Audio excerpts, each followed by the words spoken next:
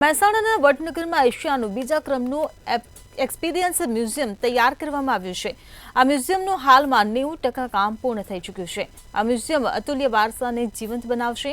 દેશ વિદેશના પ્રવાસીઓ માટે આગામી 3 મહિનામાં આ મ્યુઝિયમ ખુલ્લું મુકાય તેવી શક્યતા છે। 21 મીટર ઊંચા મ્યુઝિયમના 3 માળની ગેલેરીમાં વડનગરના 7 અલગ અલગ પીરિયડના કલ્ચરની પ્રતીતિ કરાવતા ચિત્રો અને મળી આવેલા અવશેષો હશે।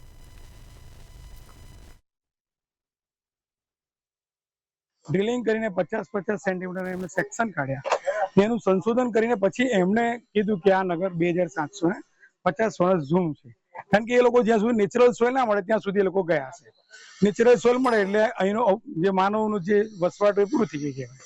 એટલે ખડગપુરના જે અમારા સાહેબ છે અહીંના સરકાર સાહેબ એમણે કીધું કે આ 2750 વર્ષ જૂનું નગર છે। 7 થી મોડીને આજ સુધી 2024 સુધી જે પણ ગુજરાત પુરાતત્વ ખાતાએ ભારત પુરાતત્વ ખાતે જે પણ સંશોધન કર્યું એમાંની વાત કરીએ તો 2 લાખ કરતો પણ વધારે અવશેષો મળ્યા છે। એમનો ખાસ વાત કરીએ તો એ 2 લાખ અવશેષો મળ્યા છે, એને રાખવા માટે અહીંયા આખું વાત કરી છે કે આખી દુનિયાનું બીજા નંબર મ્યુઝિયમ અહીંયા બન્યું છે।